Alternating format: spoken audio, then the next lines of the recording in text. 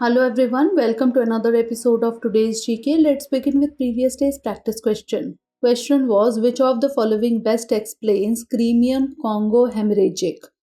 Parasites, ocean deposits, virus or frog species? The correct answer is option C, virus. Recently, the Crimean Congo hemorrhagic fever or CCHF was in news. Crimean Congo hemorrhagic fever is a viral hemorrhagic fever usually transmitted by ticks. It can also be contracted through contact with viremic animal tissues, that is, animal tissue where the virus has entered the bloodstream during and immediately post slaughter of animals. CHF outbreaks constitute a threat to public health services as the virus can lead to epidemics, has a high case fatality ratio 10 to 40%, potentially results in hospital and health facility outbreaks, and is difficult to prevent and treat. Therefore, option C is the correct answer. Now let's begin today's session. First question is, recently INS Sahyadri and INS Kolkata participated in a maritime partnership exercise with which of the following? Indonesia, Malaysia, Vietnam or South Korea? The correct answer is option A, Indonesia. Recently, the frontline Indian naval ships INS Sahyadri and INS Kolkata mission deployed in southeastern IOR reached Jakarta, Indonesia on 17 July 2023. Upon completion of the operational turnaround, the two ships are scheduled to also participate in a maritime partnership exercise at sea with the Indonesian Navy. INS Sahyadri is the third indigenously designed and built Project 17 class stealth frigate. INS Kolkata is the first indigenously designed and built stealth destroyer of the Project 15A class. Both the ships have been built at Mazgaon Dock Shipbuilders Limited, Mumbai. Therefore, option A is the correct answer. Next question is, sometimes seen in the news. The Advanced Authorization Scheme is an initiative of which of the following?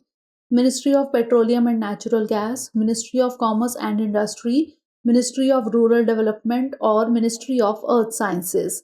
The correct answer is option B, Ministry of Commerce and Industry. Recently, the Directorate General of Foreign Trade implemented the Advanced Authorization Scheme under the Foreign Trade Policy, which allows duty-free import of inputs for export purposes. It allows duty-free import of inputs which are physically incorporated in an export product. In addition to any inputs, packaging material, fuel, oil, catalyst, which is consumed or utilized in the process of production of export product is also be allowed. They are not allowed to sell the products in the domestic market. The advance authorization is valid for 12 months from the date of issue of such authorization. The inputs imported are exempt from duties like basic customs duty, additional customs duty, education cess, anti-dumping duty, safeguard duty and transition product specific safeguard duty, integrated tax and compensation cess wherever applicable subject to certain conditions. Therefore, option B is the correct answer. Next question is, consider the following statements regarding external commercial borrowings or ECBs. 1. It refers to commercial loans in the form of bank loans availed from non-resident lenders with minimum average maturity of 3 years. 2. It can be availed through automatic route only. Which of the statements given above is or are correct? 1 only, 2 only, both 1 and 2, or neither 1 nor 2? The correct answer is option A, 1 only. Recently, the agreements for external commercial borrowings signed by corporate India jumped to a massive $12 billion in the April-June quarter. The external commercial borrowings refer to commercial loans in the form of bank loans, buyer's credit, supplier's credit, securitized instruments, example floating rate notes and fixed rate bonds availed from non-resident lenders with minimum average maturity of 3 years. Hence, statement 1 is correct. ECB is subject to regulatory oversight by the RBI, which sets limits on the amount of ECB that Indian companies can obtain and the purposes for which it can be used. ECB can be accessed under two routes, that is, first is automatic route, A, and second, approval route. Hence, statement 2 is not correct. Therefore, option A is the correct answer. Next question is, recently the Reserve Bank of India or RBI has agreed to establish a framework for using local currency in cross-border transactions. This agreement is made with Central Bank of the Bahrain, Saudi Central Bank of Egypt, or the Central Bank of the UAE. The correct answer is option D, Central Bank of the UAE. Recently, the RBI and the Central Bank of the UAE have agreed to establish a framework for using their local currencies in cross-border transactions. It is to be noted that the aim is to promote the bilateral use of the Indian rupee and the UAE dirham, reducing reliance on the US dollar as an intermediary currency for settling transactions. It is noteworthy that the Memorandum of Understanding between the central banks allow for current account payments and certain capital account transactions to be settled using either the rupee or the dirham. It is to be remembered that to facilitate settlement, a local currency settlement system will be put in place. Therefore, option D is the correct answer. Next question is, consider the following statements regarding the Bhoomi Samman Awards. 1. The works of ministers and politicians were recognized through these awards. 2. These awards were given for the achievements in implementing the Digital India Land Records Modernization Program. 3. The Digital India Land Information Management System provides a unique land parcel identification number. How many of the statements given above is or are correct?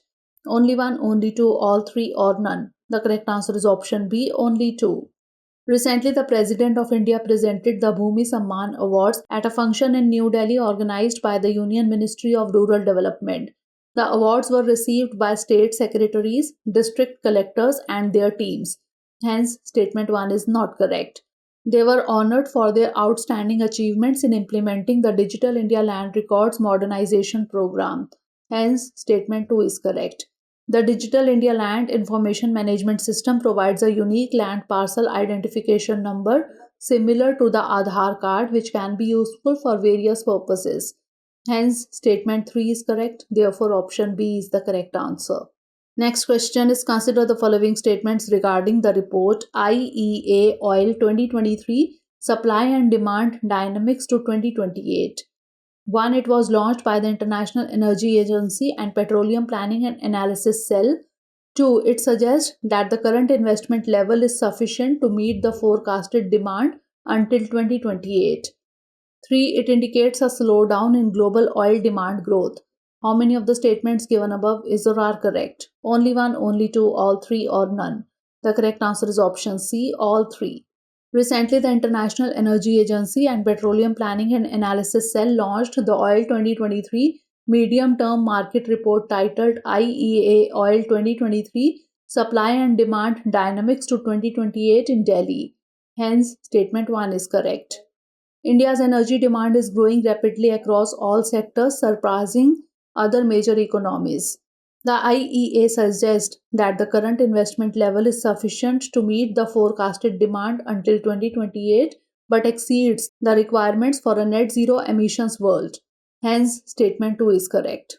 The IEA report indicates a slowdown in global oil demand growth, mainly driven by the increasing adoption of cleaner energy technologies for energy security. Hence, statement 3 is correct. Therefore, option C is the correct answer. Next question is, recently which of the following launched the subsidized chana dal under the brand name Bharat Dal? Ministry of Panchayati Raj, Ministry of Rural Development, Ministry of Agriculture and Farmers Welfare, or Ministry of Consumer Affairs, Food and Public Distribution. The correct answer is option D, Ministry of Consumer Affairs, Food and Public Distribution. Recently, the Union Minister of Consumer Affairs, Food and Public Distribution, Textiles and Commerce and Industry, Shri Piyush Goyal, launched the sale of subsidized chana dal under the brand name Bharat Dal at the rate of Rs 60 per kg for 1 kg pack and Rs 55 per kg for 30 kg pack. The retail outlets of National Agricultural Cooperative Marketing Federation in Delhi NCR are selling the chana dal. The introduction of Bharat Dal is a major step taken by the central government towards making pulses available to consumers at affordable prices by converting chana stock of the government into chana dal.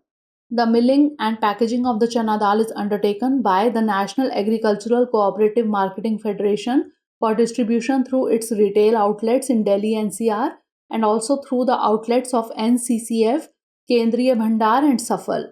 Therefore, option D is the correct answer. Next question is, which of the following statements best describes the concept of force Majeure. It refers to an unexpected event or circumstance beyond human control that exempts parties from fulfilling their contractual obligations. It pertains to the intentional interference by a third party that disrupts the performance of a contract.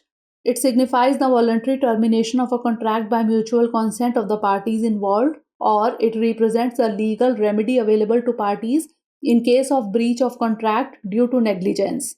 The correct answer is option A. It refers to an unexpected event or circumstance beyond human control that exempts parties from fulfilling their contractual obligations.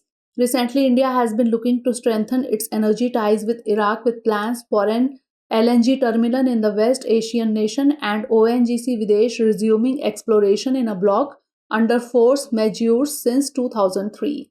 The force majeure is a French term that literally means greater force. It accurately defines the concept of force majeure as an unforeseen event or circumstance beyond human control that excuses parties from fulfilling their contractual obligations. The force majeure typically covers events such as natural disasters, wars, strikes, and government actions which make it impossible or impracticable to fulfill contractual obligations. Therefore, option A is the correct answer. Next question is recently held. The Global Maritime India Summit 2023 is organized by which of the following? Ministry of Defence, Tourism, Ports, Ships and Waterways, or Ministry of Corporate Affairs? The correct answer is option C, Ministry of Ports, Ships and Waterways. Recently, the Union Minister of Ports, Shipping and Waterways and Ayush launched the curtain raiser of Global Maritime India Summit 2023 in Mumbai. The event is aimed at unlocking potential for new investment opportunities along with collaborations for knowledge and technology to enhance cooperation in trade and promote ease of doing business. The curtain raiser event is aimed at creating a global forum of thought leaders as well as industry captains from maritime sector to harness the immense potential of blue economy and draw a roadmap to unlock value through creation of investment opportunities in the maritime sector of India. The focus areas of GMIS 2023 are ports of the future, decarbonization, coastal shipping and inland waterways transportation, shipping repair and recycling, finance, insurance and arbitration, innovation and technology, maritime safety and security, and maritime tourism. Therefore, option C is the correct answer. Last question is recently seen in the news. The Techno-Commercial Readiness and Market Maturity Metrics or TCRM metrics framework is released by which of the following? Ministry of Finance, Reserve Bank of India, Ministry of Statistics and Program Implementation, or Niti Aayog? The correct answer is option D, Niti Aayog. Recently, the Niti Aayog released the Techno-Commercial Readiness and Market Maturity Metrics framework to drive innovation and entrepreneurship in India. The TCRM metrics is a pioneering assessment tool designed to revolutionize technology evaluation, foster innovation, and fuel entrepreneurship in India. It casts light on the historical evolution of technology assessment frameworks, including the technology readiness level, commercialization readiness level, and market readiness level scales. By building upon these frameworks' core principles, the TCRM metrics framework presents an integrated assessment model that offers in-depth insights and actionable intelligence to stakeholders at every stage of the technology development cycle. Therefore, option D is the correct answer. Now it's time for the practice question. Recently, the construction of missile-cum-ammunition barge for Indian Navy was completed. It is constructed by Mazgaon Dock Shipbuilders, MTAR Technologies, SECON Engineering Projects Private Limited, or Bharat Dynamics Limited. Send the answer of this question in the comment section. Stay tuned for the next episode. Thanks for watching.